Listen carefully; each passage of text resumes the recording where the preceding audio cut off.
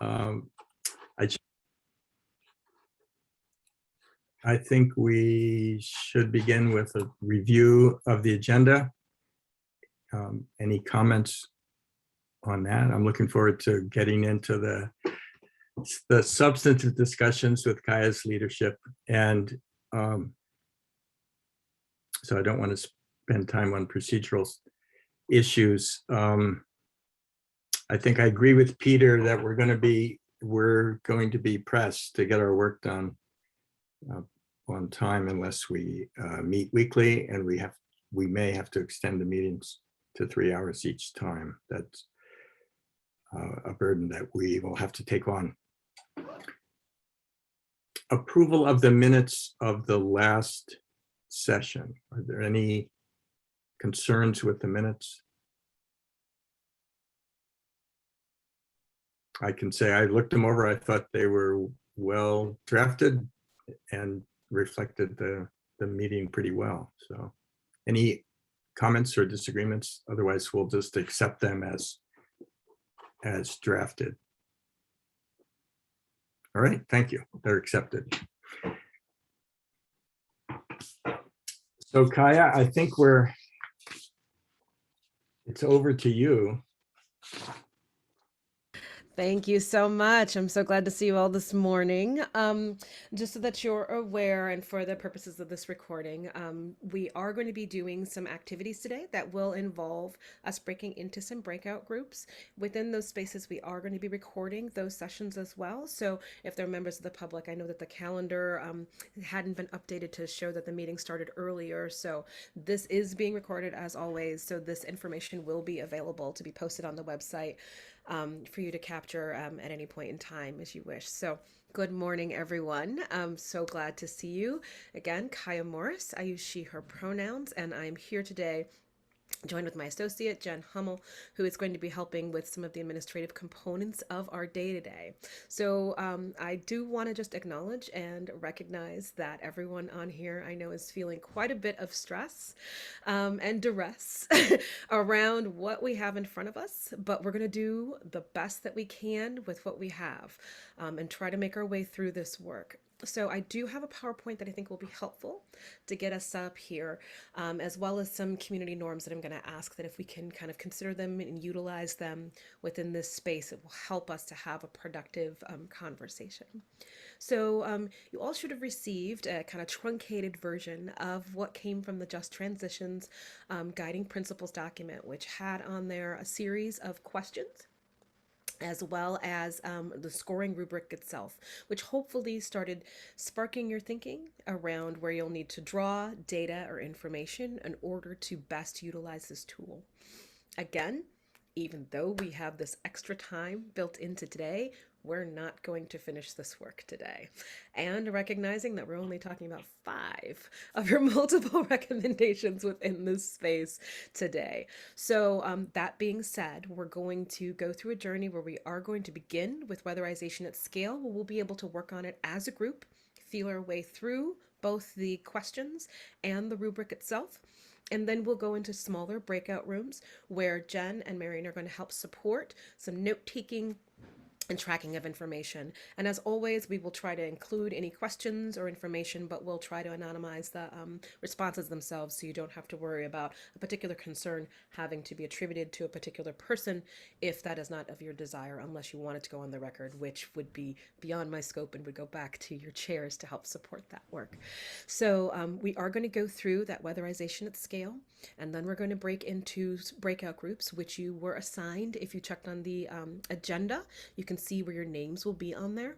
If there are members of the public who are not on the subcommittee itself, you can choose which one of the breakout groups you would like to go to when we do get to that point in time. But we are going to ask that the conversation be limited to those that are within the subcommittee itself and will need to be making those decisions. We will have 2 opportunities for public comment, though, to both reflect after we've gone through the weatherization or any other topics that you want to raise to this committee. And then we'll have another one at the end. So there will be an opportunity for folks to utilize this. So I'm going to say this now, and we will go through it again as we go through our PowerPoint, that there is going to be a request that as much as possible, we try to limit our use of the chat. This helps in a number of different ways that are also related to equity, to both support those who may be following along, who might struggle with trying to keep an eye and pay attention to the conversation here within the Zoom space and following along with what's happening within the chat. It also helps our folks who are trying to take notes to make this a little bit easier for everyone along the way to try to capture both what's being said and what's in the space. So I know it's hard. I know it's super hard, and we will try to look and see if there are opportunities, and I'll obviously ask anyone to flag if there's something important that comes up that I might not see as I'm facilitating this conversation. The other reason why this is important for equity is anyone who may be joining by phone or those who just process information differently. So I do hope that we'll be able to support each other in this way. So I am going to go to share my screen so that we can go through a presentation that's going to guide us a little bit through, get us resituated back again with all the good work that came out of the Just Transition Subcommittee to creating these guiding principles and then led to the utilization of the tool, which we're going to be working with today. If there are questions, please feel free to use the raise hand function. I'm sure you're all familiar with it by now, but just in case, that it lives down in the reactions section of your Zoom screen. So now we will go to some graphics and make it a little bit prettier. Okay, so we're going to go through today. As I said, my name is Kaya Morris, and I am excited to be a part of this process and contracted with the Vermont Climate Council to help support the utilization of just transition and equity principles in the work. So again, supporting equity within this workspace. And please let me know if for some reason the view is coming out funky. If you have anything that's blocking or obstructing your view, please do not hesitate to let me know. So we're going to be supporting equity in this workplace. I'm going to ask again for you to use the Zoom features for hand raising whenever possible.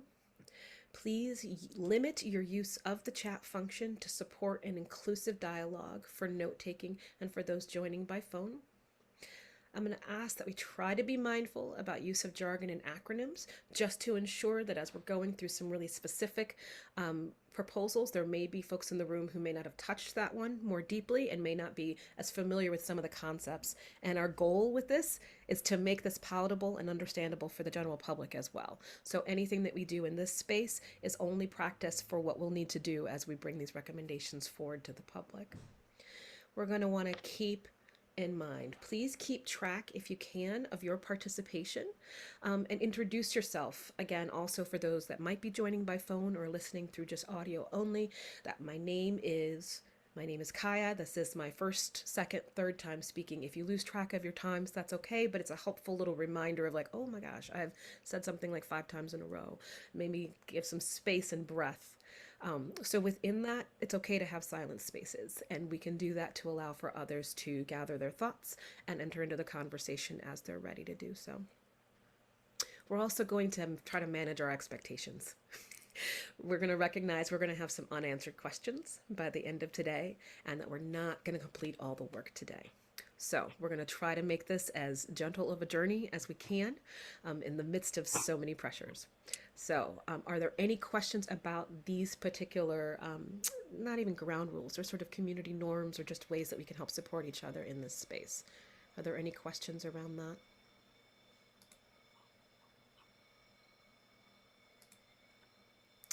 Okay, we will keep moving along. So if you were able to join us for the Climate Council presentation that I did about a week ago, these are going to be familiar to you, but it's helpful to share this again with the full group as well with anyone in the public who's joining us. So what this work is actually going to be, we see this as an opportunity to review and strengthen the recommendations you're going to put forth to better address equity in the design and the implementation of this work.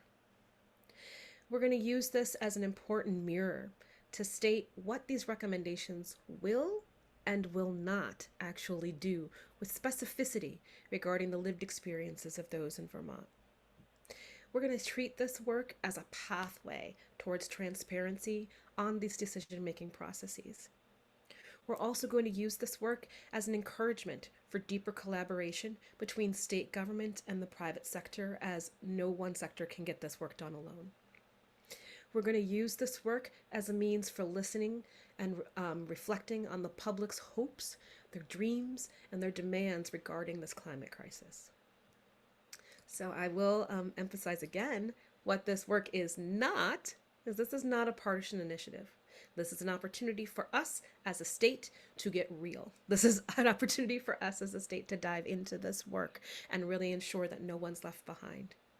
This is an opportunity for us to not treat this as a panacea, but recognizing that this is part of a journey. This is not going to be the end-all be-all. We have so much to undo that we have a lot to do. It's not going to be complete. That is just a factor of what we are dealing with, both on the timeline and in the scope of the work that we have in front of us. This is also not siloed. So as you all know, this is going to cross multiple sectors. It may cross multiple committees. There's going to need to be innovation and collaboration across this. So we see that there's going to be a necessity to pull in folks from places we might not have expected in order to get this done. And it's also not going to be perfect. It will not. So how we're going to look about utilizing the guiding principles and the scoring rubric. So the guiding principles, as they were drafted by the Just Transition Subcommittee, they were there to set the framework to better ensure that the recommendations are not just comprehensive in what they will do, but that they're also inclusive. These questions we're going to be answering are some of the key questions that the public will want answered to support your recommendations. In the past, you have felt this. You felt the pressure of saying we have a great idea here, but then there's a public backlash because these are the questions that are still unanswered. And we're going to do our best to try to answer them and to engage the public in helping us to better answer those questions. We're going to use the questions as well as an opportunity to identify what we don't know yet. And we're going to use this as a way to set our intentions for the state and the legislature in further development and implementation of equity through your very recommendations. So, just as a reminder again, these are some powerful terms that come directly from the document, the larger document that was created, to talk about equity. So that is the goal here, right? We're using an equity screening. So let's talk a little bit about and a reminder of the different components of equity. So when we think about equity, we think about distributive equity. Distributive equity starts by recognizing the disparities in the allocations of resources, in health outcomes, in the inequities of different living conditions, and the lack of political power that place frontline and impacted communities at a greater risk. So distributive equity strategies, they're going to target specific resources for adaptation and for mitigation that are going to be affecting those communities and the populations that are most impacted by our climate crisis.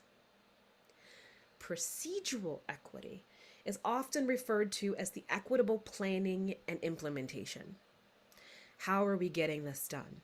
So this equitable planning and implementation, it requires that communities have a meaningful opportunity to participate.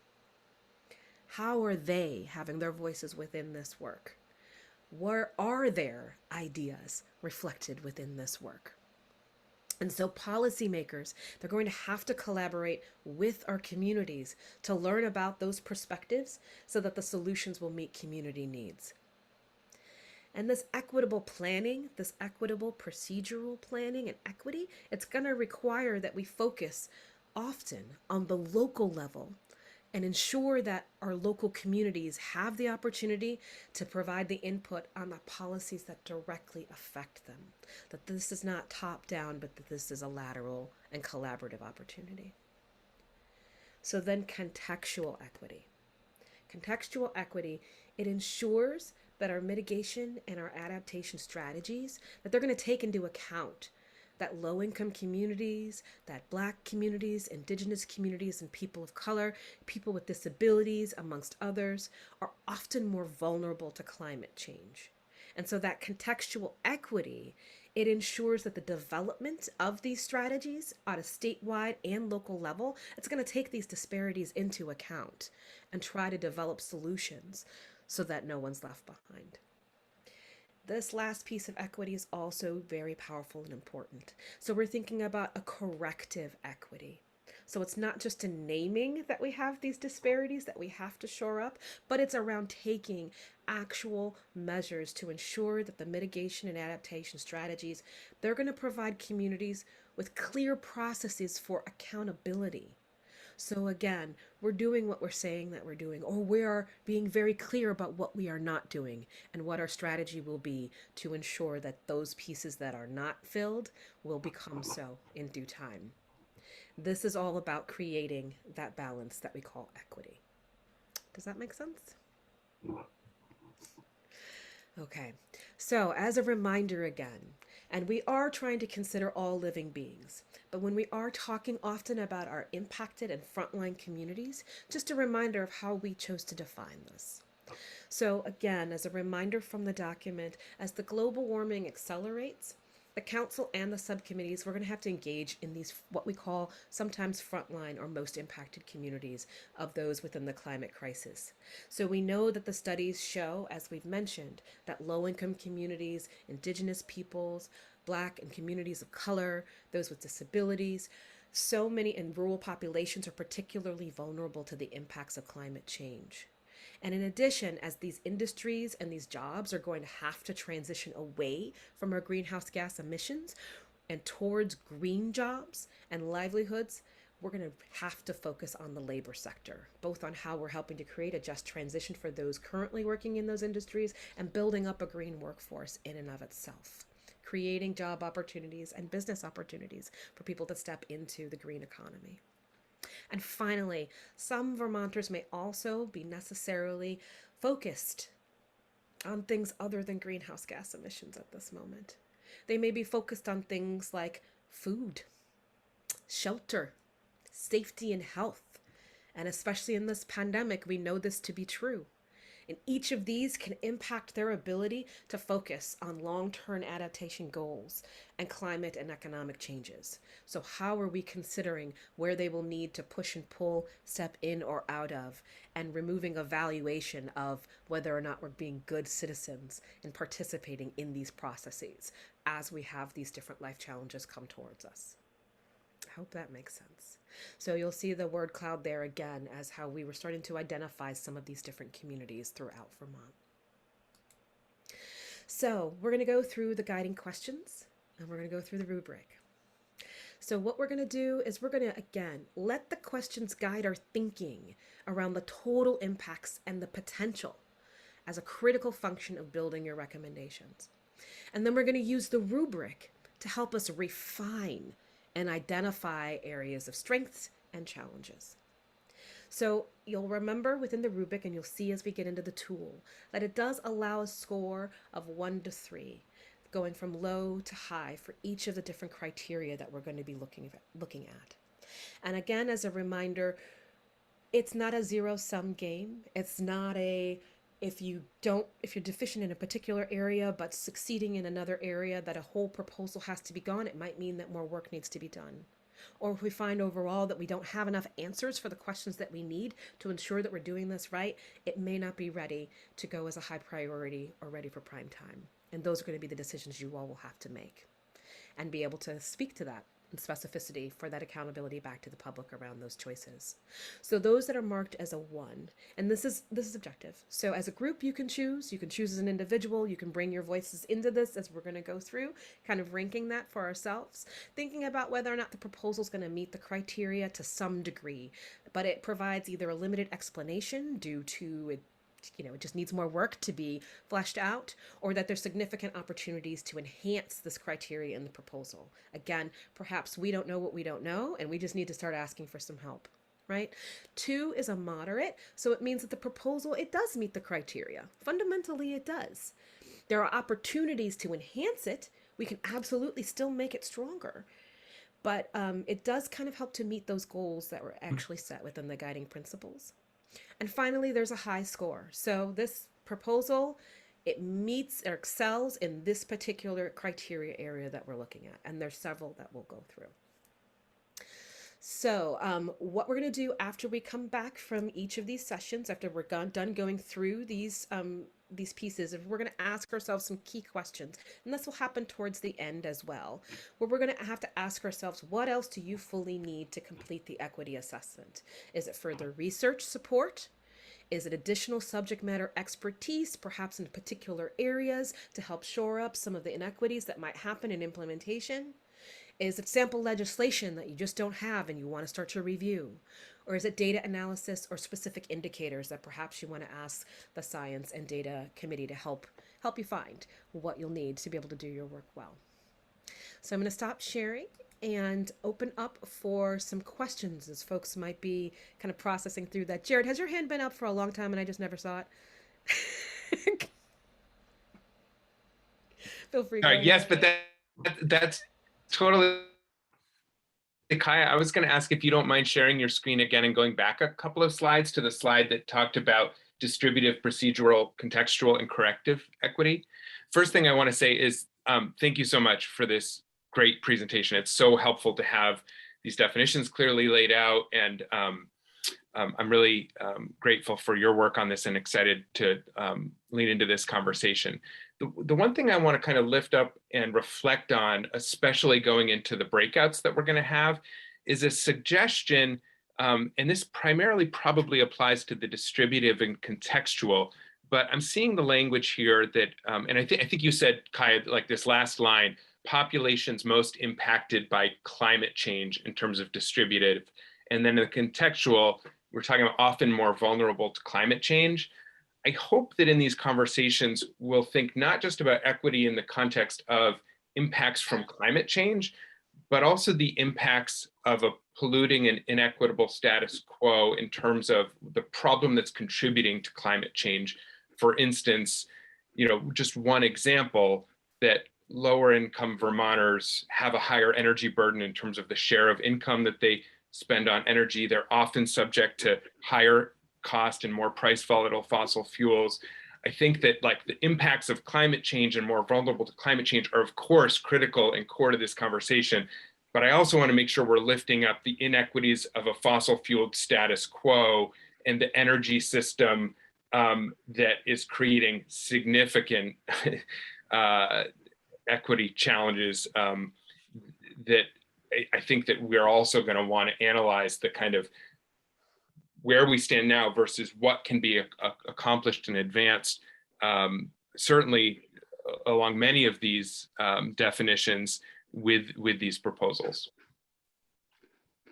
Thank you for that, Jared, for certain. So we will definitely, as we're going through the questions, and we're kind of teasing those out, as well as within the rubric, there are questions around the status quo. And so, as you said, it's both the status quo of what's causing, what are the causes, but also what are creating the inequities. Right. So if we are to think about, yes, those higher energy burdens, if we are to think about the accessibility of financing for electric vehicles, if we're to think about what that means for jobs for folks that might be in particular industries that are impacted by the clean heat standard, or, all of these different things, we're going to want to think those through on multiple levels. And it's a lot. Y'all have been doing a lot for so long. We just got a few more months. No, I'm kidding. So I appreciate that very, very much, Jared. And I'd love to, if there's any other questions or thoughts that people would like to hold, or things that you would like my support with as we're diving into this work.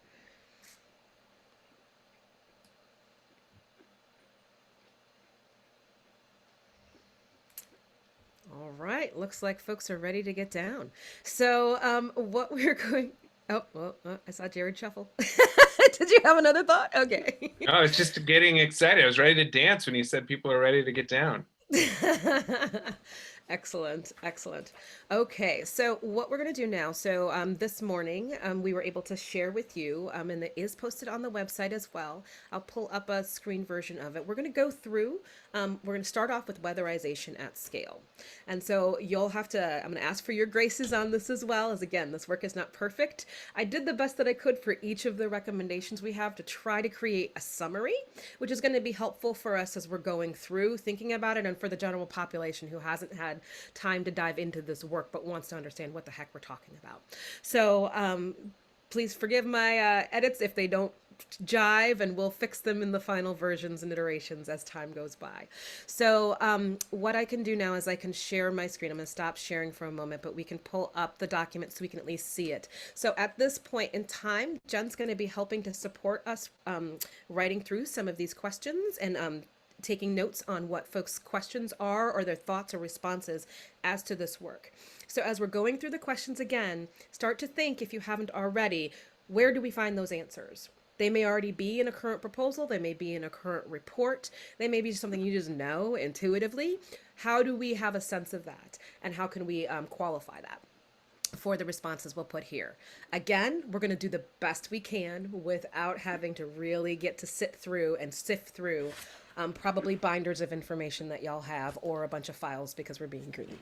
So let's go ahead and share screens so that you can see what we're working with.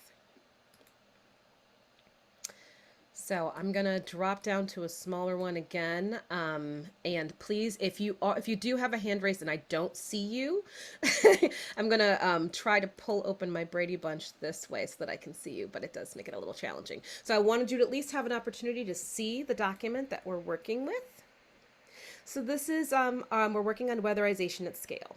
So again, these are the questions that we're going to want to answer. So as we're looking at, I'm going to be asking those of you who are the task leads on weatherization at scale to help support guiding the discussion around these questions. Okay. So our first question to really consider is impacted or frontline communities. So again, as Jared was mentioning before, we're thinking about both who's impacted by the climate change and who are those who are experiencing the most burdens because of the inequities that exist right now. So do we have a sense of who these impacted communities might be? It could be a population, it could be a region, it could be a specific neighborhood. Who's our list? Dave, go ahead. Kaya, thank you for this introduction. I thought we'd just give a quick rundown on what the actual proposal is so folks can all start on the same page. And then, please go ahead. Yes. So yeah, a quick one, because we do want to, we have like, I think 45 minutes for this, yeah, even though we're a little early. We're a little early. Yeah. So, but I wanted to just make sure that you know that. So Great, thanks. So weatherization at scale, for those who aren't familiar with this, this is a term that's used by an EAN work group. They have a report that's due at the end of October. And it's a 4-part proposal. It basically focuses on the experience that Vermont has in doing weatherization, but emphasizing the need to fund it to the level, to the degree that's required to meet Global Warming Solutions Act goals. It also has 3 other quick parts here. There's a focus on coordinating workforce development to ensure that there are job opportunities and business opportunities, and that the government coordinates its efforts with respect to workforce development, that there's consumer protection, financial counseling specifically for those who might engage in this weatherization. And then finally, there's an element called tariff on bill financing that's designed to focus specifically on the challenges associated with the split incentive that renters experience oftentimes to ensure that there's some way to finance efficiency investments in the context of weatherization. So that's weatherization at scale in a nutshell. that's great, Dave. Thank you so much for that. So there's a lot to that. There's a lot to that. But as you were thinking through, who does this serve? How does it serve? I see a hand, Christine. Yes, if I might add a little bit to what Dave said as the other task lead on this, just for people's context. So far in Vermont, over decades of work, we've weatherized about 30,000 homes. To meet the GWSA requirements, it's predicted we'd need another 70 to 120,000 homes by 2030. Right now, we're weatherizing about 2,000 homes a year, of which 700 are low income and 1,300 are non-low income. So about 2 times more non-low income than low income. So the weatherization at scale concept needs not only to scale up what we're doing now, but more aggressively address the frontline and most impacted communities. So I hope that was helpful. It is. Thank you. Thank you. So it sounds like we're identifying that it's definitely low income Vermonters, right? But there's four components to the weatherization at scale, right? So are there different populations for each one, you would say, that are needing most support to bring around equity? Or that we're If serving I'm, through the proposal? Go for it. may I? Yeah. I think it's helpful for people to understand that right now there are about 6 ways in which weatherization is happening in Vermont. The first is the Weatherization Assistance Program, known as WAP, WAP, and that is specifically low-income focused. It's a largely federally driven program, although there's some state level variation that has happened and can happen. And typically, there's greater demand for those who are eligible than there is availability for service, funding for the service. Not always the case, but typically. In addition, there's the Home Performance with Energy Star program, which typically offers some sort of incentive, but often ends up being used by non-low income households who also happen to be bankable and may be able to finance the cost of the weatherization not covered by the incentive or the subsidy. In addition, there are community-based, community organized driven weatherize campaigns that will end up with a mixture of market rate and possibly subsidized households participating. Volunteer driven initiatives such as in Southern Vermont, do-it-yourself initiatives that are limited to low to no cost items, and then market-based people who, that don't involve any subsidy at all. So really right now, the Weatherization Assistance Program is the only of those 6 approaches that is primarily focused on low income. And we know from the decades of experience in Vermont that even with the other 5 models being delivered, there's a tranche of moderate income households that aren't or don't choose to be bankable, don't take advantage of the Home Performance with Energy Star offerings, and are not eligible for the Weatherization Assistance Program. And that tranche of households is in the tens of thousands. I don't remember the number off the top of my head, and has been a great area of focus among those who are trying to figure out how to scale weatherization in an equitable way moving forward. I hope that was helpful. It was. So what I've teased from here is we've got some low income households, we have moderate income households. Are we looking at folks with rental properties, tenants of rental properties? I don't want to dominate the conversation. No, that's fine. That's fine. And I'm sure others also have some considerations in here as well. So we have tenants of rental properties. Are we looking at mobile home communities? Yes. Yes.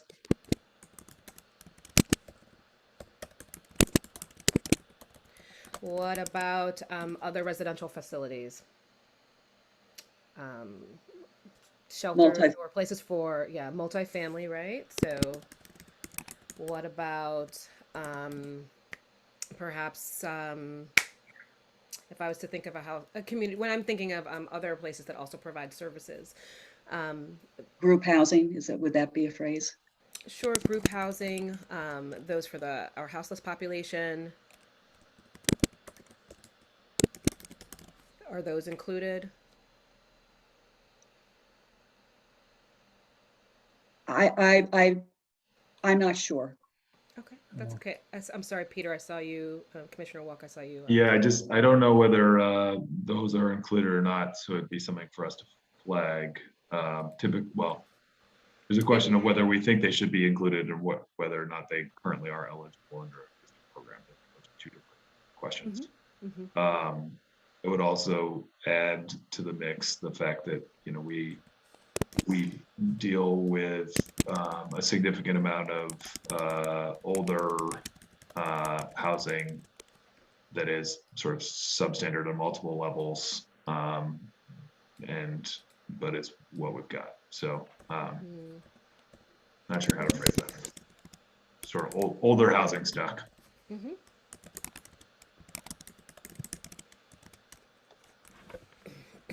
Okay.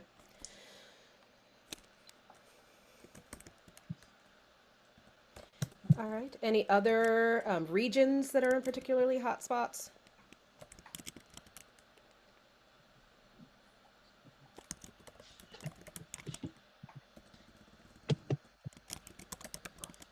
I think It's it's okay if you fair to don't have say, that. It's okay if you don't have I, that right now.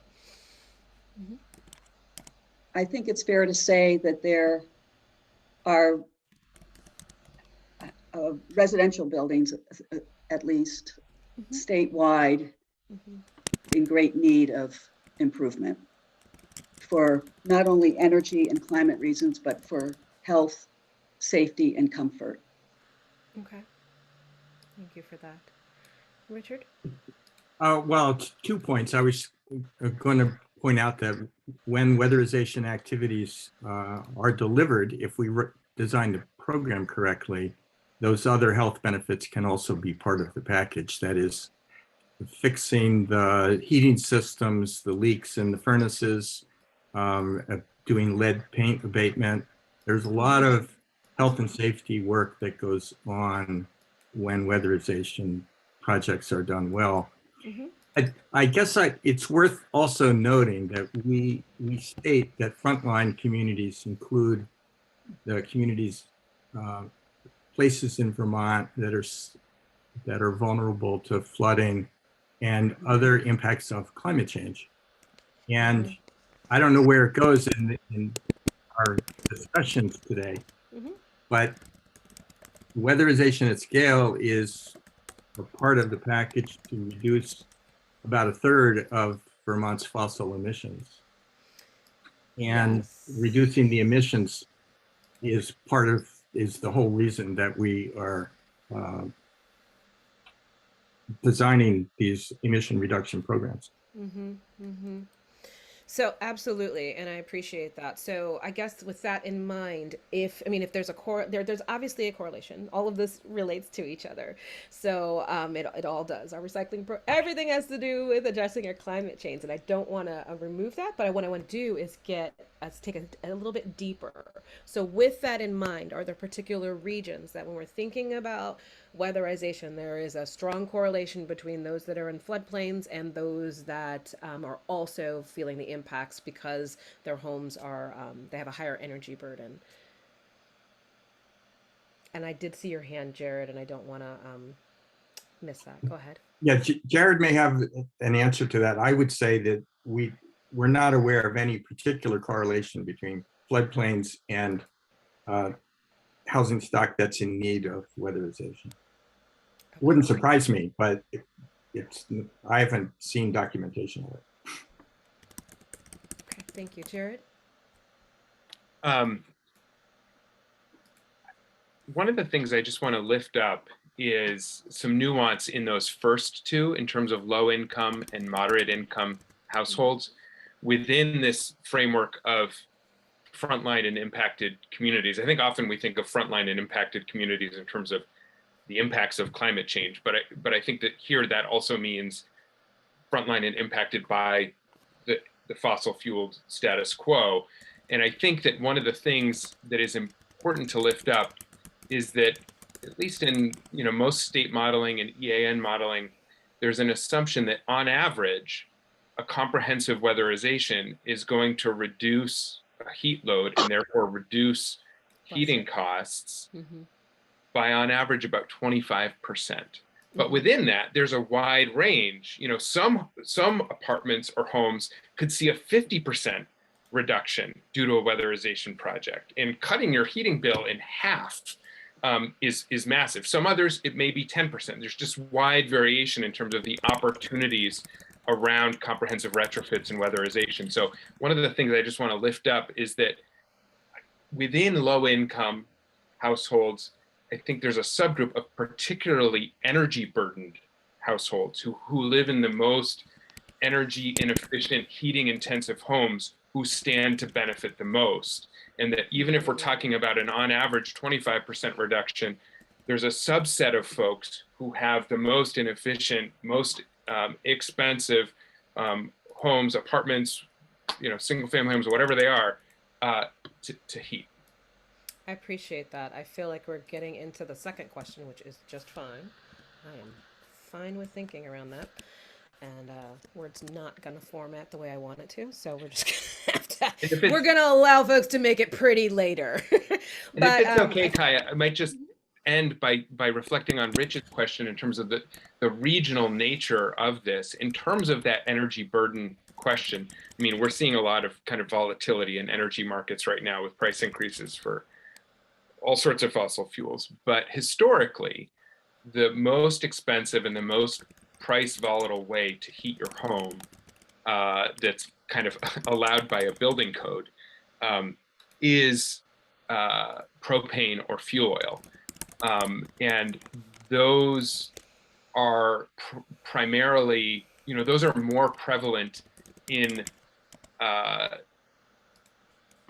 parts of Vermont that are not served by natural gas. So, the Northeast Kingdom, Central Vermont, Southern Vermont, basically, but the possible energy savings from a from a heating bill reduction perspective, I think are likely to be greater outside of Chittenden County and in the Northwest counties that VGS serves, at least if prior data is an indication of what we would expect for future heating costs by fuel type.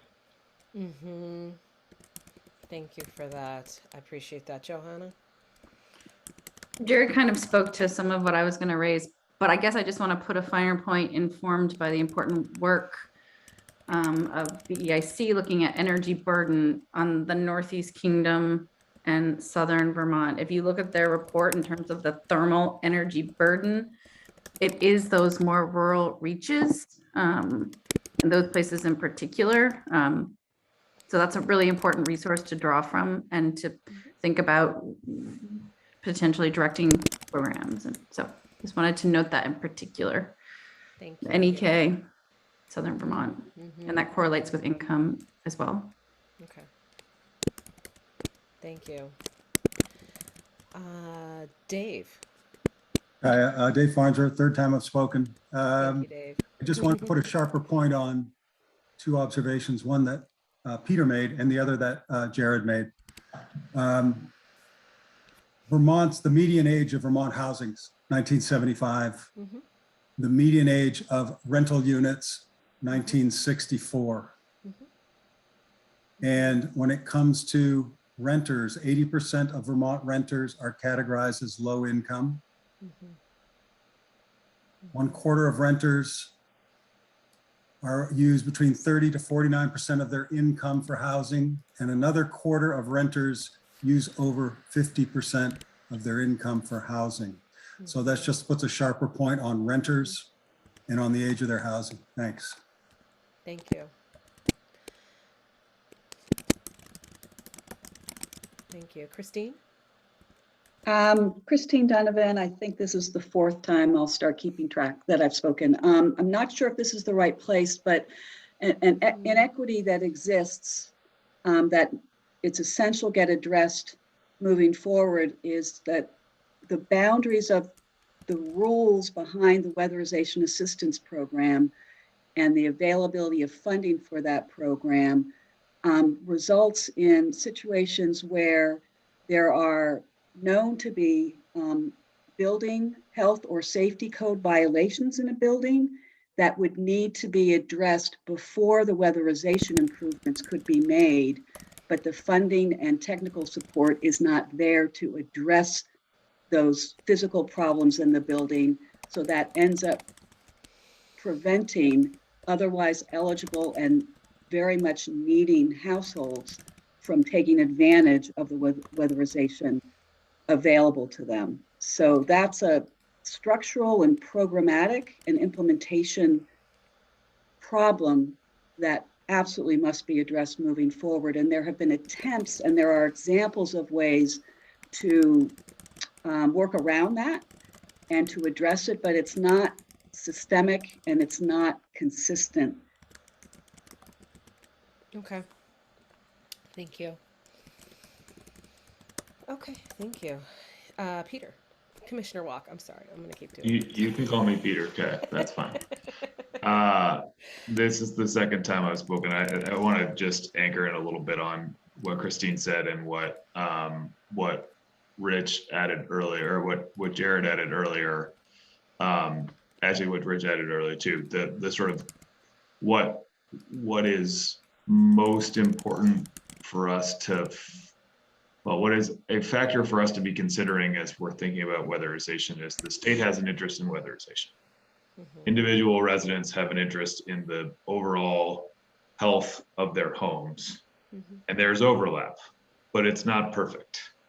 And oftentimes what the state has experienced in terms of the low-income weatherization program is either the barrier that Christine has addressed, where there's a bunch of vermiculite insulation and it can't be, there isn't enough money to be spent on that removal so that they can get to the weatherization project. Correct. Or, just to speak to what Jared said, it may be that the savings in terms of efficiency are there, but what is actually being seen is that the resident can now afford to keep their heat at a temperature that actually makes them comfortable and healthy. And so the savings from an emission standpoint isn't there, but that's okay, right? Like, and so we just need to be cognizant of the fact that it's not that the lived experience of the math of the reductions is not necessarily lived experience of the residents. Okay, so making sure that I got that correctly from what you were saying there, Commissioner, was really thinking about, so even what we're looking at as a standard, like, you know, some folks will be like, well, keep your house at 68 and you're good, but 68 might not mean the same for someone who has different health conditions or what their comfort level is within their home, that they actually do have also a right to have a warm home that is at the temperature that makes sense for them. Is that correct? I did hear what you said about the vermiculite. I actually lived that experience, which is why we never qualified for the weatherization program. So I do understand what you're saying there, but I wanted to get the second part of what you said, which I think was very important as well. So it's that lived experience of the person who's dealing with the energy burden may require that they may not meet what their needs are. I think we need to be, it's probably more about caution about what we calculate in terms of emissions reductions from weatherization, in that what the experience has been, and it's not universal, but is that if you can only afford, if you have essentially a fixed burden that you can handle for a heating cost, if all of a sudden your heating is 25% more efficient because of your weatherization project, you can increase your heat that 25% and be more comfortable in a house that was really uncomfortable and drafty and cold previously. And that has different ramifications for health and other impacts down the road, and is, you know, it's generally good, but it does not mean that it's a straight line between if we do weatherization X, it will lead to emissions reduction X.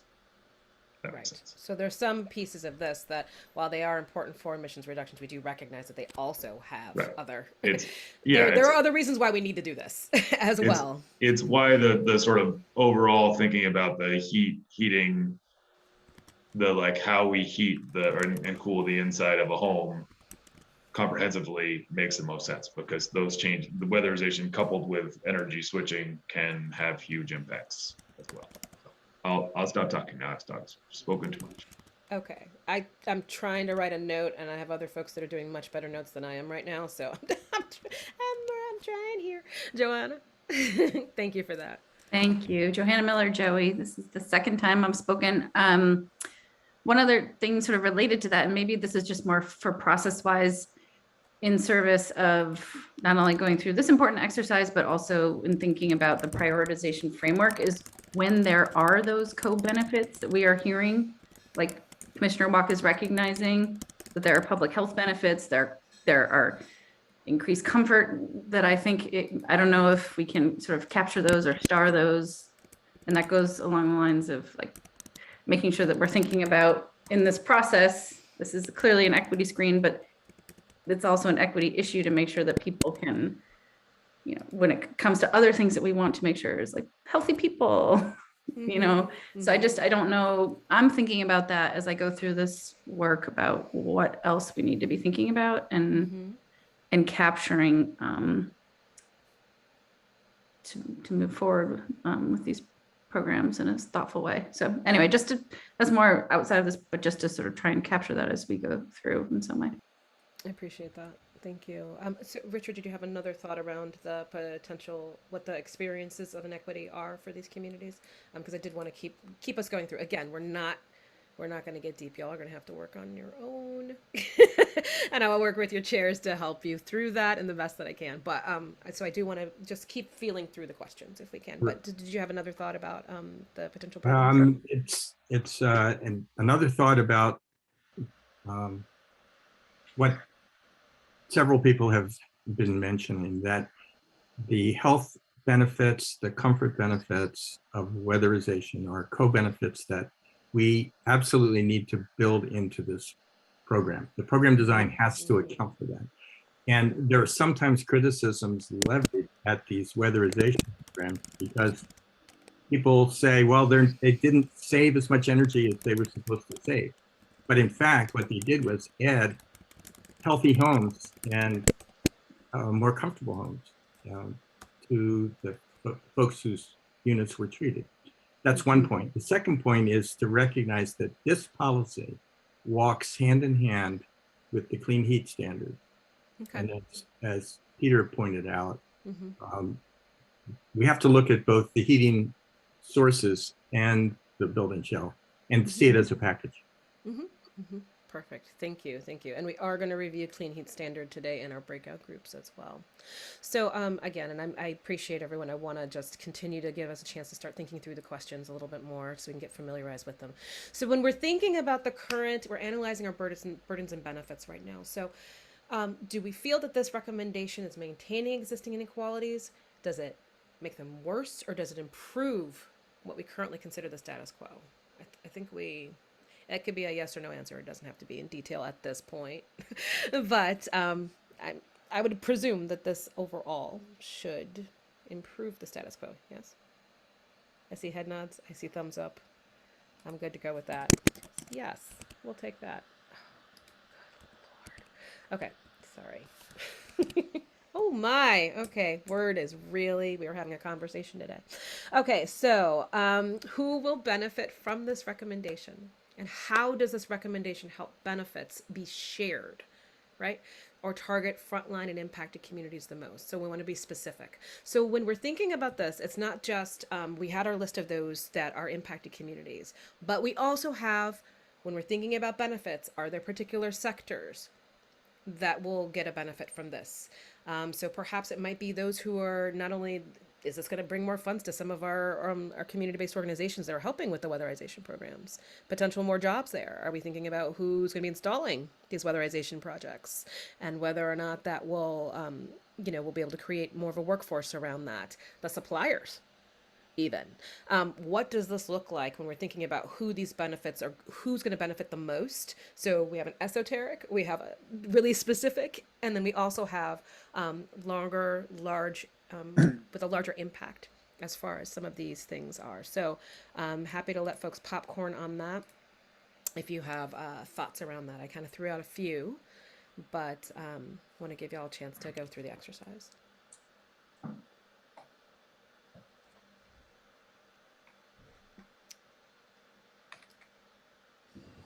So this is Dave. I think that we answered some of these questions in the last go round. The list you just made, as far as benefits on the economy of doing weatherization, I think are really important. You just articulated builders, suppliers, that sort of thing, the communities themselves, circulating money there. If this is a focus on LMI, can you give me that? What is LMI? Low moderate income folks. Thank you. If there's that focus here, then it makes sense that those ideally are the folks who are going to get the benefit. Richard's observations about comfort, public health, this is going to put more money in. People are going to save money potentially, so more money in occupants' pockets, fewer missed days of work, fewer missed days of school, that kind of thing. Can we get, oh, thank you. Go ahead, Christine. Increased capacity for the community action programs delivering weatherization services, and increased capacity for the other providers of weatherization services in the private sector would be benefiting from this recommendation.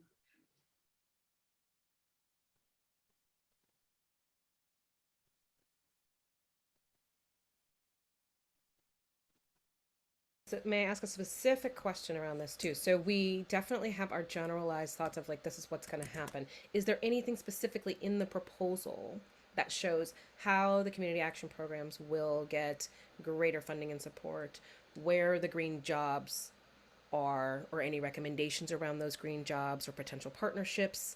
I mean, our tech centers going to do good because they're going to be able to do more certification programs for, you know, or workforce training. Is any of that outlined yet? And if you don't have that outlined, because you don't have a specific pathway, you could make recommendations towards, again, we're not having to answer it all now, but I want you to start thinking about if there's already proposals that are out there, there might be bills that are out there, there might be, you know, other pieces coming from other committees that even might address these pieces. So again, going a little bit further to say, does this proposal speak to those things in a way that at least sets the intention, so whoever's going to implement this or create policies around it will know that those are things you expect to be flagged. I hope that makes sense. Bram.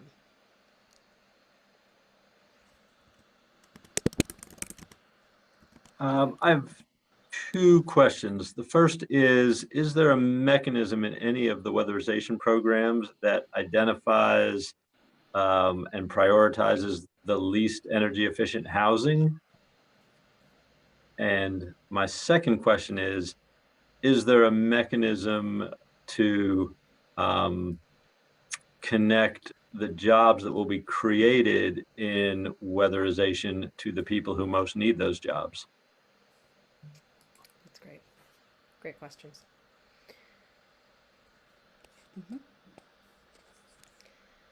And if there's not, name it.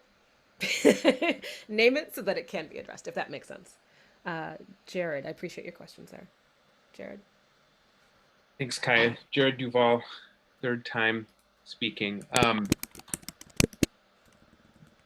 You know, there's a lot more detail and analysis that has been done by the Weatherization at Scale team that can be provided to answer some of these questions. Without getting in too far to detail, I will just say at a high level, the intention of that group's work from the very beginning has been for going beyond the like roughly 2,000 homes a year that we've been weatherizing to get up to like 10 or 12,000 on average. I mean, that number is not going to be the same every year. It's going to have to ramp up over time.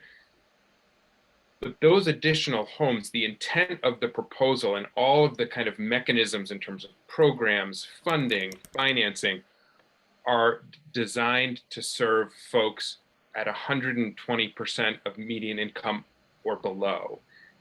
So this is not aimed at upper middle income or upper income. In terms of that net addition of additional homes weatherized, the whole proposal has been focused on low income Vermonters and low to moderate income Vermonters. There is some nuance within those groups in terms of, you know, by kind of income or wealth, how many homes, whether apartments or single family homes, are within each of those categories, how much opportunity exists within them. But there are way more than 120,000 homes in the low to moderate income group that would benefit from this work. So I just want to share some of that context, that it's specifically as designed targeted to those Vermonters and homes. Thank you. So I appreciate that. As I'm thinking through quickly, I mean, we're going to keep going. I'm going to need help on time as well with regards to our agenda.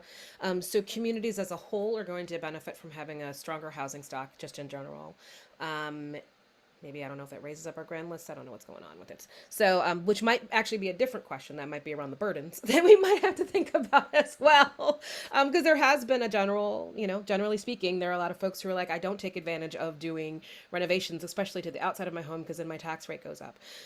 People were worried about that new assessment of their homes. And so how we're buffering for those, that hesitancy, which I'm sure people have heard and felt in many different spaces. So,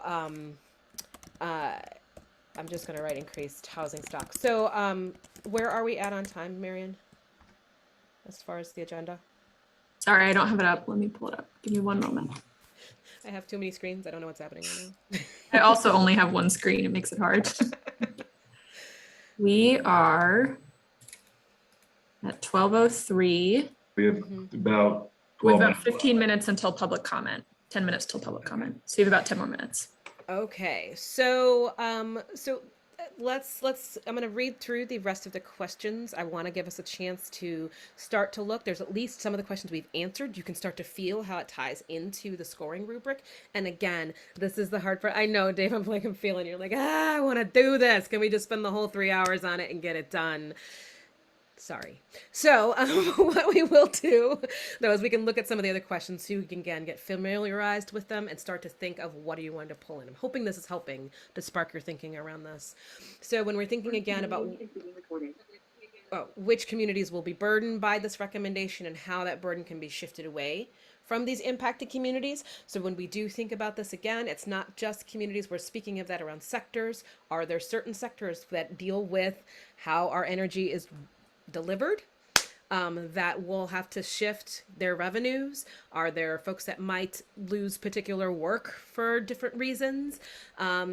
The kind of components that we've spoke about a bit earlier when we were thinking about who are most impacted. And then what are the long-term and potential intergenerational impacts of this recommendation for these communities?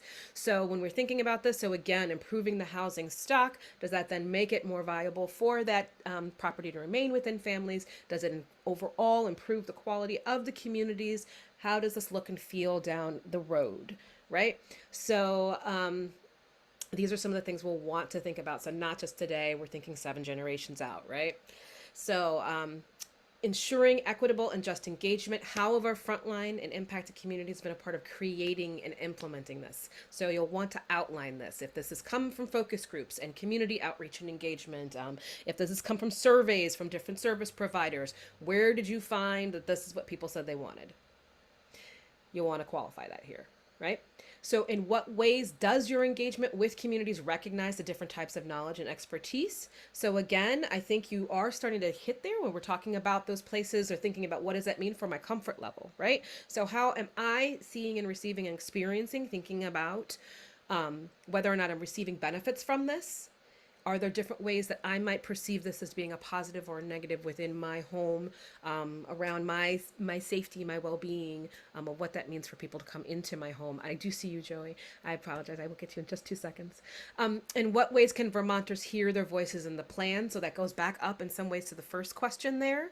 So if there were ideas that came from these community dialogues, shine a light on those right here so that people can see and feel this was something that was not just came top down, it was from us by us, if that makes sense. And then does the recommendation use plain language? So let's not do the soup, no alphabet soup. Let's try to make this in a way that anyone can read it and it has resonance to their lives, if at all possible. Joanna. This is Joey, third time speaking. I guess it may not be as relevant anymore, and I don't want to get in front of this process, but I think for me, as I was thinking about this and walking through this in different ways, so applying it to the transportation work in particular, I'm really interested in sort of like wanting to build from a foundation of information where we can do like a Venn diagram of like, these are the places with the highest energy burden. These are the most energy inefficient homes. These are the most historically impacted, overburdened Vermonters. Like, these are the folks that rely on the most carbon intensive and price volatile things like propane. Like that's kind of Venn diagram I would very much like to see that would help, I think, us answer where we should be prioritizing investments. Yes. And I appreciate that. So I appreciate you naming that, because we are going to want to get specific around that. So if that, it might exist, but it might not. And you might need somebody to help get real busy creating that. And this is that opportunity to name and to ask, make that ask. Does that make sense? I'm right there with you. I need the things. It does, I and need when too I much started- information. I need all the things. So I do understand what you're saying, Joey. And for me, when I walked through this, and we talked about a lot in the transportation world, they really pointed to, we need an overarching environmental justice policy that's going to set a state frame for like providing some of that data and those metrics and that mapping and definitions that we fundamentally are piecing together in this moment. Definitely. And just to kind of bring that around, and then we'll dump into the matrix just so you can see it a little bit there too. Again, well, we will be hearing from Keisha Ram, I believe, and I can have Jane can speak to that a little bit more with regards to her presentation coming up soon on her EJ bill. But again, somebody might be working on this already. So before, when we started this process, there was no race level data that we were aware of around environmental justice hotspots. And then it was mentioned, oh, did you meet Dr. Bindu Pandekar? Because that's exactly what she does. And that data became available. So this is again where we're going to have to like front porch forum community orgs and colleges and be like, who's got what, to get this information together to the best of your abilities before December 1st or after, or breathe and we'll get there. Okay. So that could be part of that community process of coming in to meet communities. So I'm just going to read to these last few questions, and then we're going to scroll through and get to the matrix so you can see how it ties back to the original questions we asked ourselves. So the funding and data, how would this recommendation be funded? People need to know, right? What % of funding will be specifically to support the frontline, low income, and impacted communities? And so again, it's both in the direct services, and as we talked about the multiple ways that people can gain benefits from this, perhaps it is around helping to support workforce training. Perhaps it is around helping to support translation services, or like, let's hire somebody already, state government, to do help us with plain language in our communications.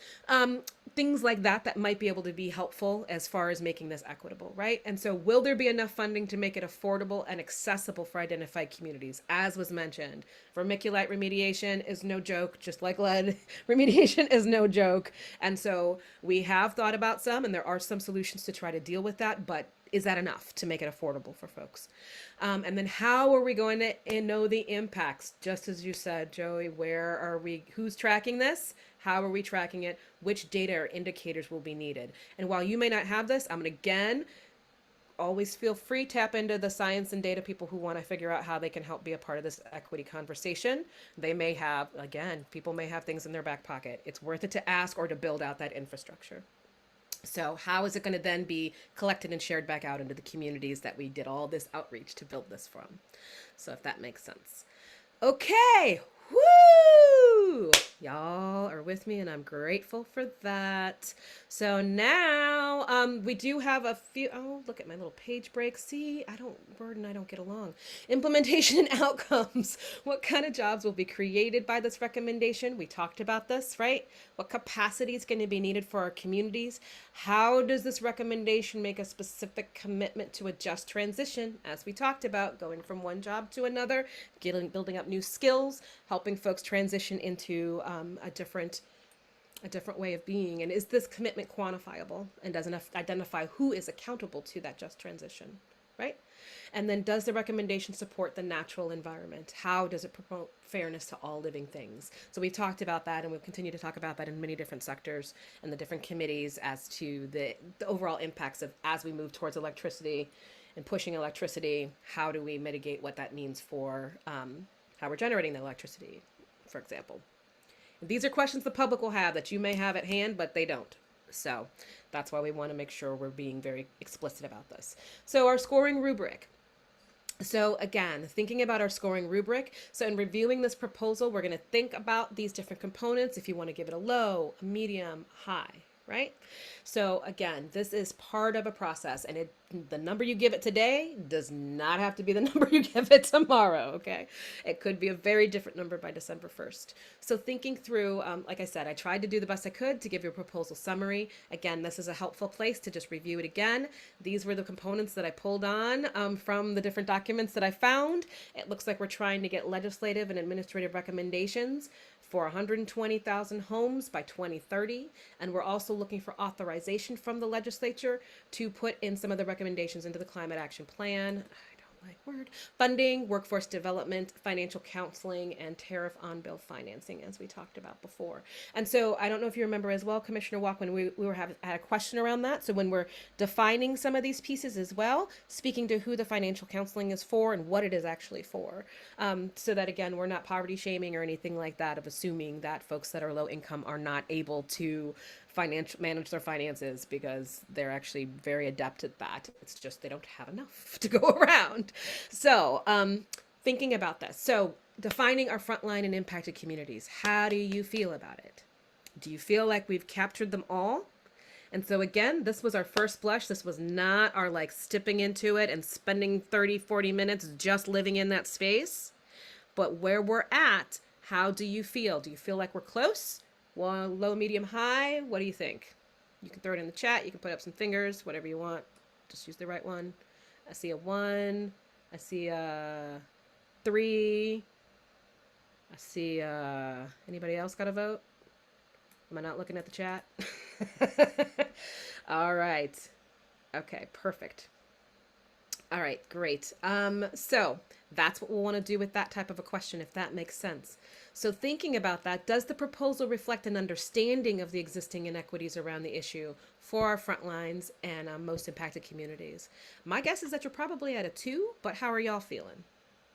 I probably shouldn't have weighted that vote right there. How are you feeling? How do you feel about it, Bram? You give it a 2? You give it a 2? What do you think, Gina? About 2? Okay. Okay, right? So we're getting there. Liz, I haven't heard a word from you. What do you think? That's because I had to miss the first hour. It was a huge bummer, but I'm so sorry. yeah, no, I've been listening since. Yeah, that strikes me as about right. It's a tough one, right? Because so much of the going to 1 or 3 would depend upon the details of how exactly it gets adopted. That's the tough thing, both here and I'm sure when we get to other policies. And so maybe it's picking a number, but then, you know, the comments section really becomes pretty important, right? Yes, yes, absolutely, absolutely. Tina, you had a question? What, you're muted. There we go. The focus is so much on low income, and that's because there are huge there are cost saving gains here, and the other communities aren't necessary. They're just coming along for the ride, if you will, or so it appears. So that makes it a 2 for me, because I'm not sure how those other communities may or may not benefit, because it's really all on low income. From what I've heard. I appreciate that. I appreciate that. So we are roughly at the time where we're supposed to go into thinking about providing for public comment, if that's okay. So I do hope that this has been helpful in a certain way to go through this. I think you're seeing a little bit how we go big, how we go small, and then where we see what we still both need and where we want to continue to strengthen this work. And some of it just needs, like, let's just put some clarifying narrative around it so that it's understood by all, right? So this is, I hope this has been helpful to go through this together as a group. I do want to offer an opportunity, pass it back to the chair to provide for public comment. After we're done with public comment, we're going to break into our breakout groups. I know y'all are so excited about that life. We're going to break into our breakout groups. We will have Marion and Jen both supporting notes in those spaces. And then we're going to move from there to coming back into talking a little bit last thoughts on that, and with another opportunity for public comment. So I will pass it back to Commissioner Wall.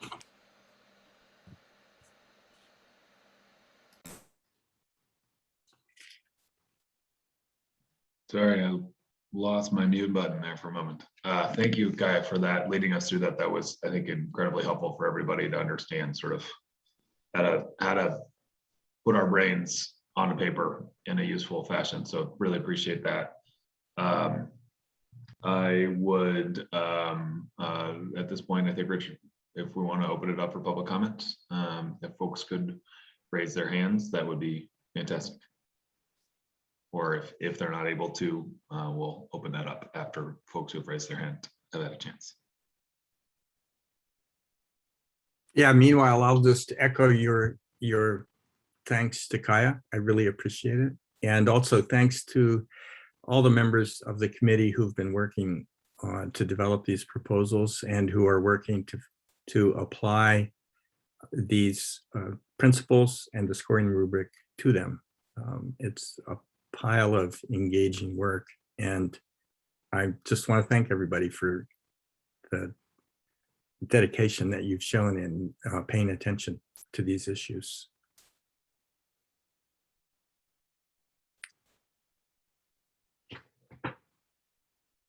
And Kaya, you are going to be visiting the breakout rooms, right? Okay, thank you. Yes, we will. There was a question from the public as well around what's the public roles in the breakout groups. You can join either of your choice.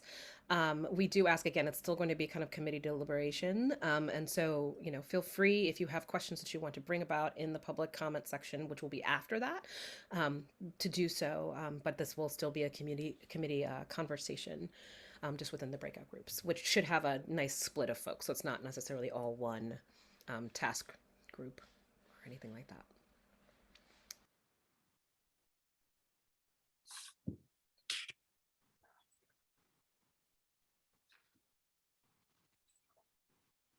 Okay, I think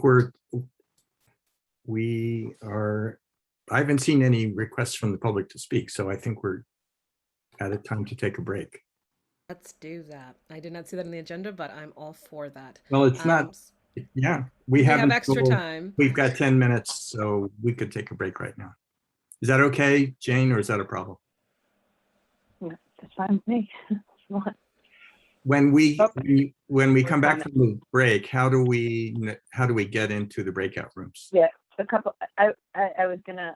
Well, there is one public comment, so George Gross should go ahead and make a comment in 1 second, and I will just say that that we can explain the breakout groups when we come back. But you will have a choice of which room you go to. We're not assigning people, but we're asking that if you're listed under breakout 1 or breakout 2, that the subcommittee members go where you're asked to go, just so we have diversity across the 2 breakouts, and then the public can join either breakout room that they would like, and the policies that will be being discussed are listed at the top where Marion dropped in the chat. So the first breakout room will be discussing the TCI program and the 100% res, and breakout 2 will be discussing the clean heat standard and electric vehicles.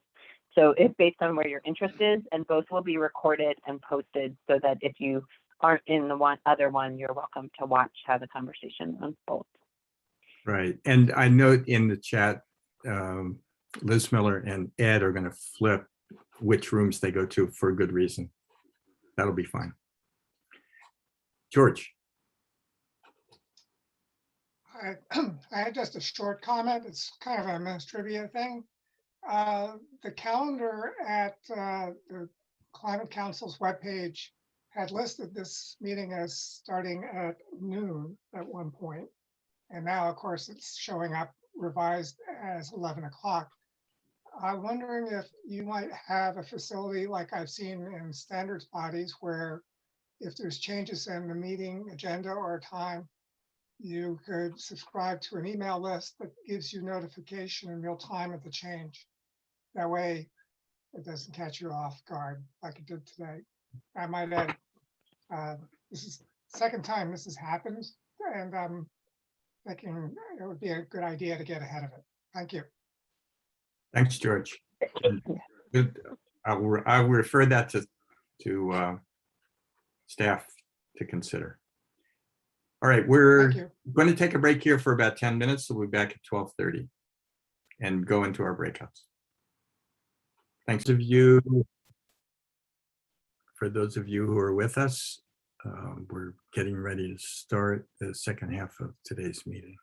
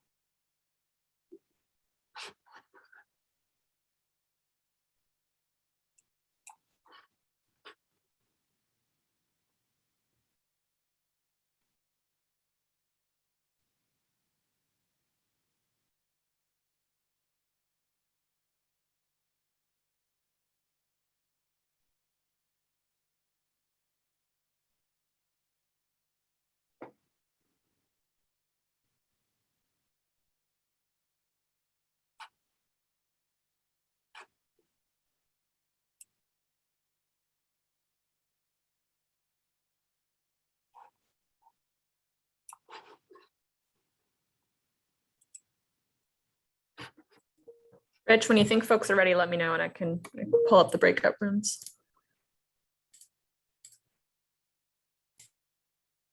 Can you pull them up and just have them posted so we don't have to wait for everybody to arrive in order to begin? Sure. Okay, so I'm going to set up 2 breakout rooms. For subcommittee members, your assignments are in the chat, also listed in the agenda. So I'm not going to repost them, but please refer there. And then for any members of the public or staff, please self-select which breakout rooms you'd like to go to. So breakout group 1 is going to be for TCI and the 100% res, and breakout 2 will be clean heat standard and electric vehicles. So I'm going to pull up breakout rooms and you should get an option to join groups 1 or 2. And let's see, rooms. So go ahead and pick your breakout room and it should send you there. It's not showing on my screen, so Okay, maybe not.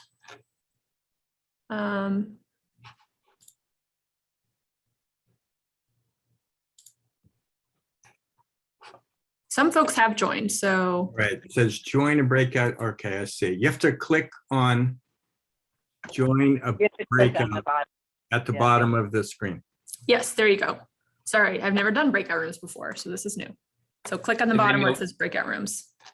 And then you'll want to hover over the room, and to the right, the far right, it'll be a button where you can join the far right of the row. Folks see it? I'm having a hard time with it.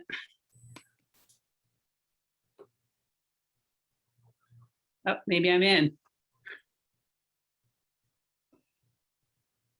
I hope I'm in the right one. I don't Mhm. think so. Gina, which room are you supposed to go to? I'm supposed to be in room 2. I can assign you. Give me a second. Been clicking away here. I assigned you, so you should just go there now. Mary, I can assign folks. Rich, which room do you need to go to? 2. 2, okay. Liz, how about you? Do you want me to assign you, Liz? Oh, I'm sorry. I wasn't on Goes to 2, I 2. think. 2, all right, moving you there. What about you, Dave? 2, okay. Deirdre, which room do you want to go to? Kaya, what about you? I'll get there. So I have to join Make sure everybody group landed 2, first. so I'm gonna jump there. Okay, see ya. Okay, thanks. All right, there we go. That feels better now. Okay.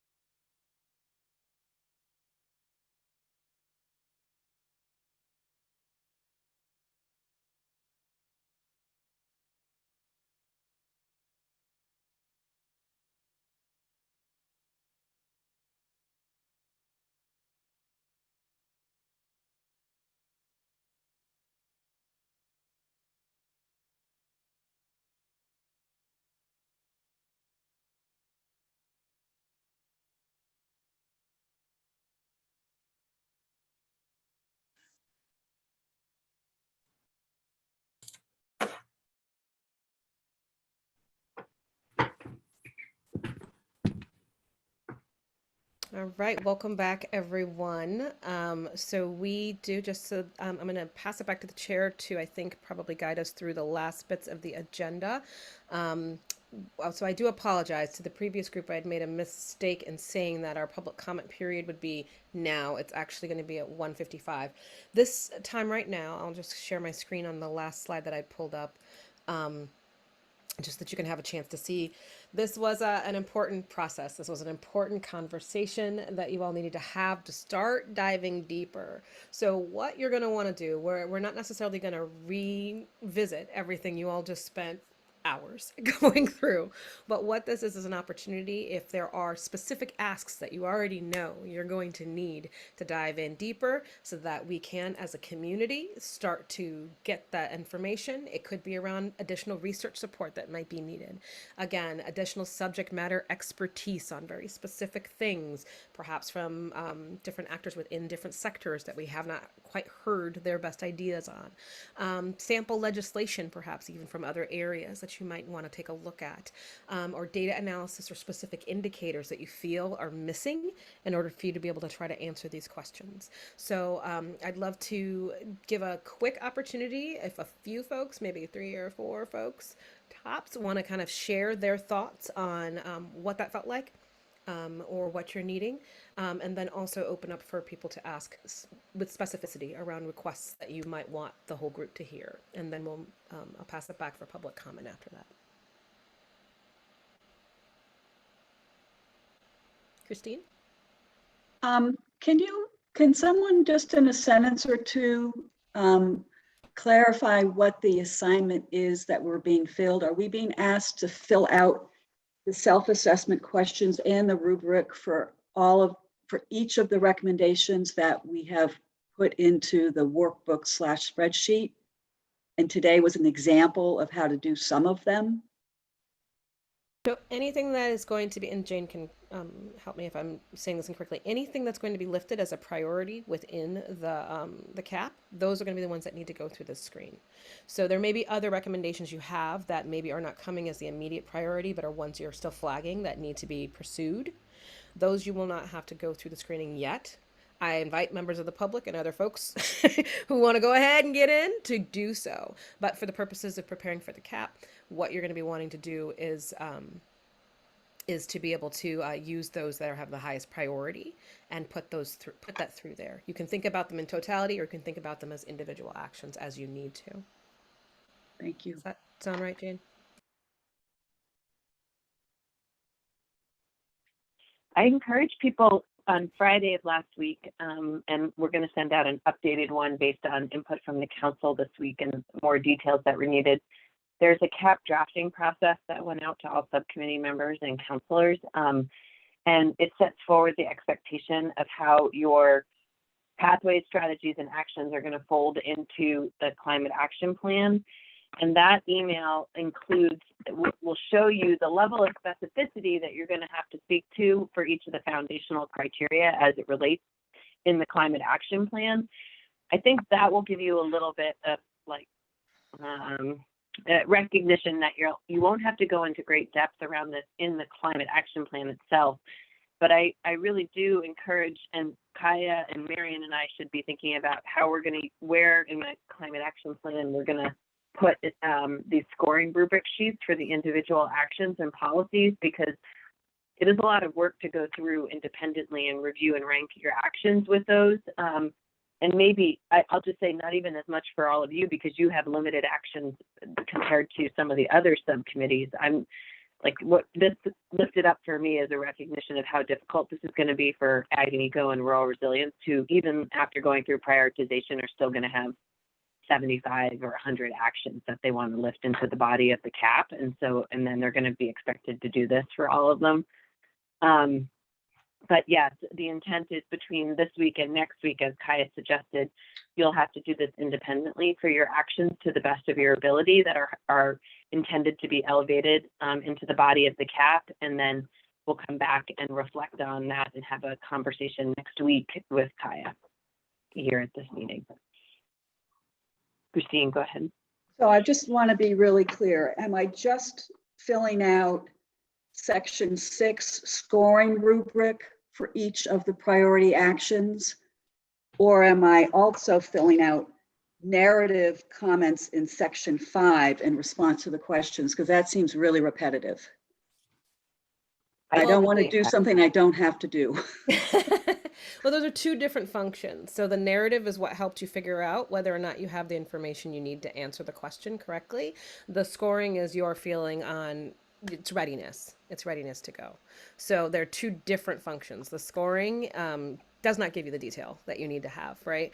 But it gives you the opportunity. So if as an individual reviewer yourself, as you're going through, or somebody else as a member of your committee is going through it, they might have a different thought on it. So it's meant to help guide your thinking on identifying what you feel still needs to be worked on.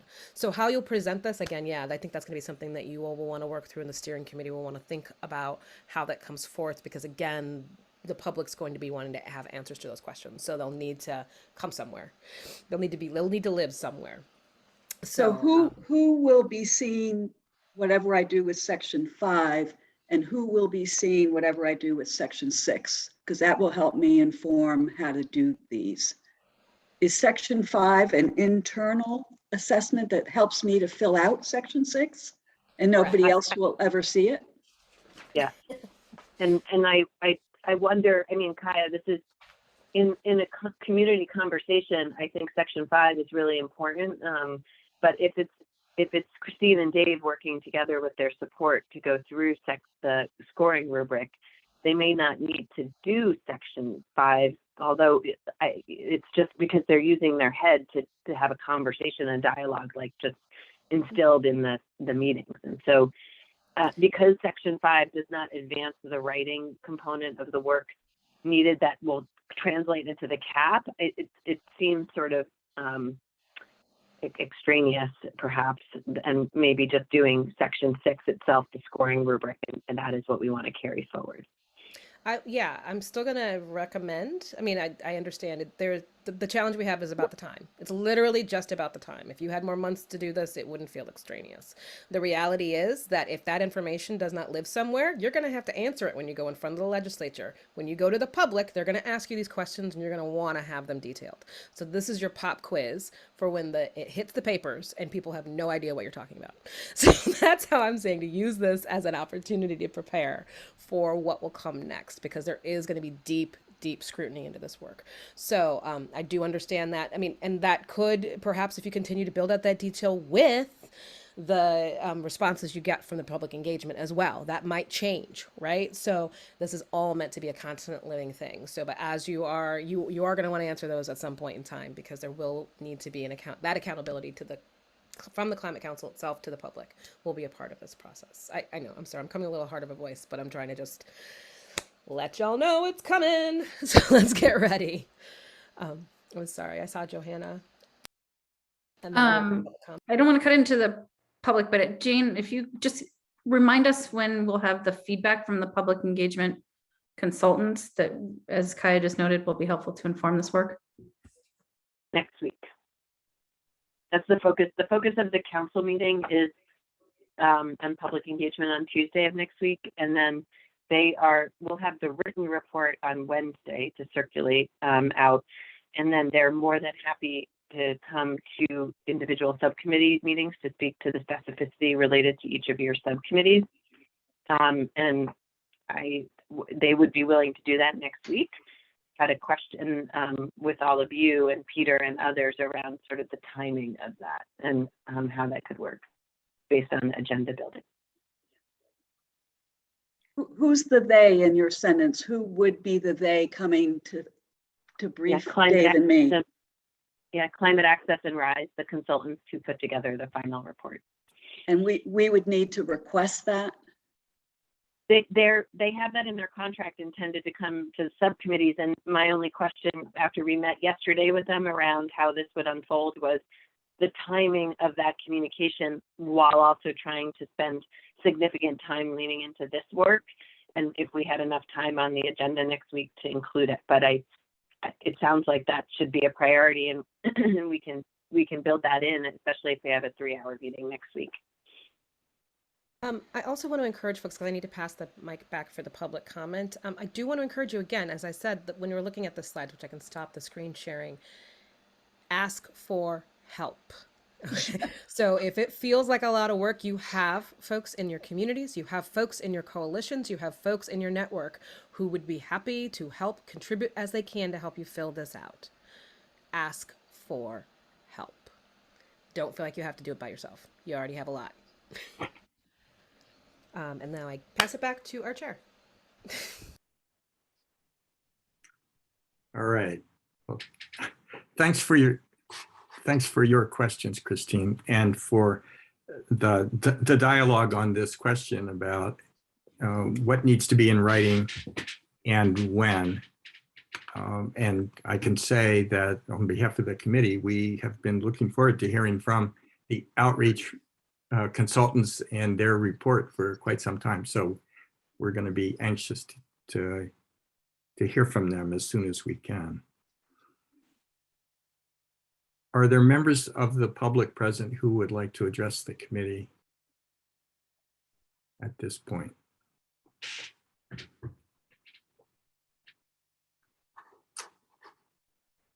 I see George and Steve Crowley. Okay, in that order, George. Good afternoon.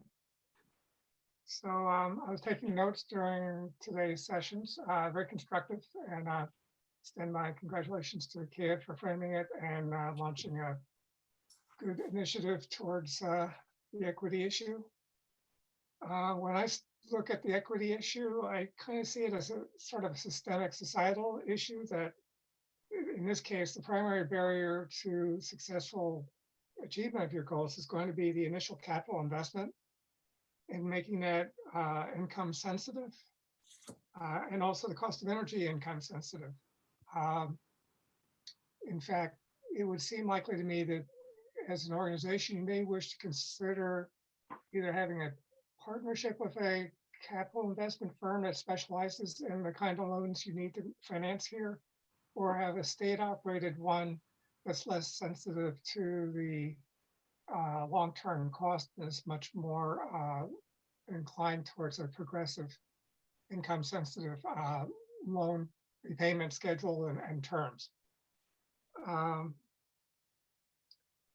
currently looking at a HVAC bid to replace the heat pump system that we have with one that's cold climate capable of heating the house, perhaps even below zero.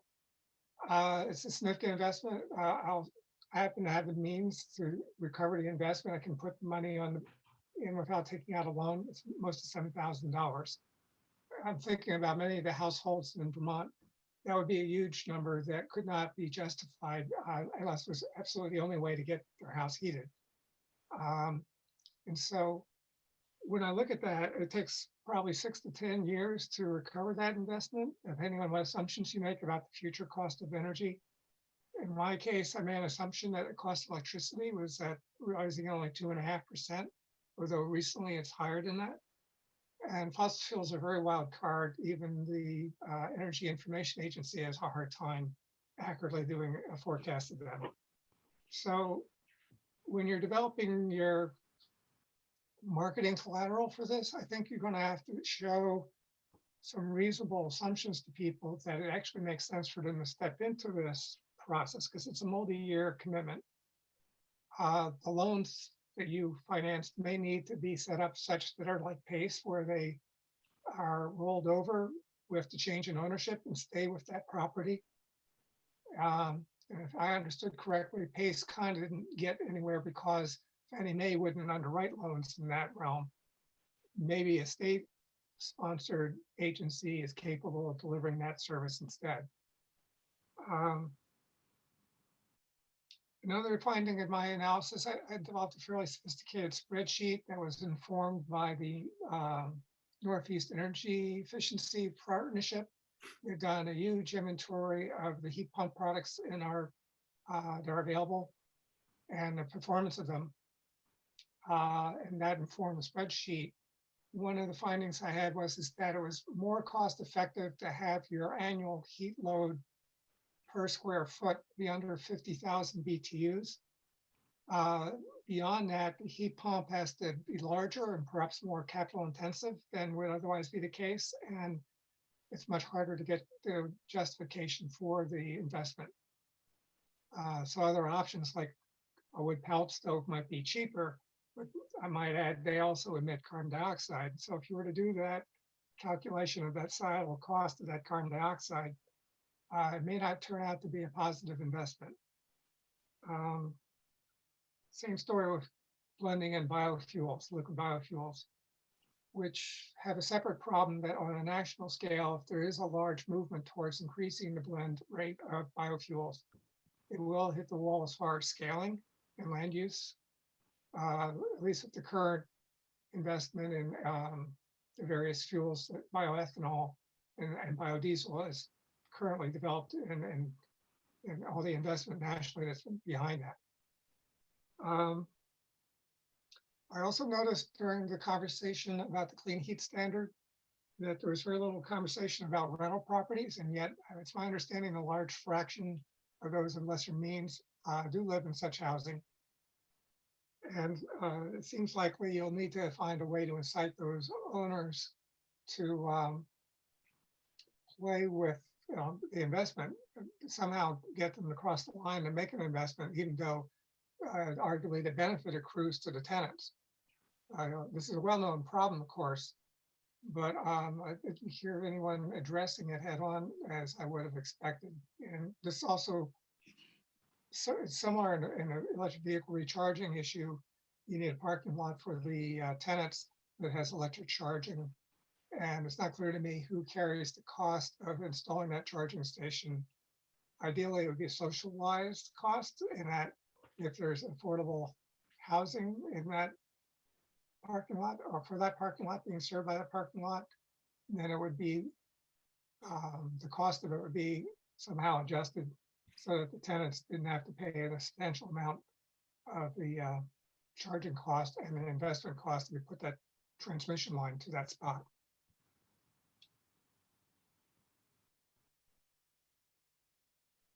So those are the 4 points I had in mind. Hopefully that's helpful. Thank you. George, thank you very much. It's some excellent points there. Steve Crowley. Hi, thanks. Great discussions today. I spent a lot of my career, first part of my career was in small business in remodeling contracting. The last good chunk, a few decades as an educator in some of Vermont's most economically challenged and racially diverse communities. And I found myself, my job was really about lifting people up in different ways. And I think in a way that's kind of what this conversation is about, and a lot of times I would realize that sort of the old ways of doing things in the education field were a lot more transactional, if you will. And what really evolved for me personally as a philosophy was transformational education. And I think that's the opportunity we have here with this whole work on climate change and adaptation and mitigation. It's all about transformation. And I think, probably all recognize that that's critical here. And when I think of that concept in relation to this equity discussion, I think, well, what is it that can be really transformational? And a lot of times we think of, well, let's bring somebody's electricity cost down. And that's more transactional, really doesn't change things. But you also have this great opportunity of this clean energy transition that can provide tremendous opportunities. And one of the key links that I see in this whole picture is the concept of ownership. And it might be ownership of the solar on your roof or in your community, or it might be the ownership of a business.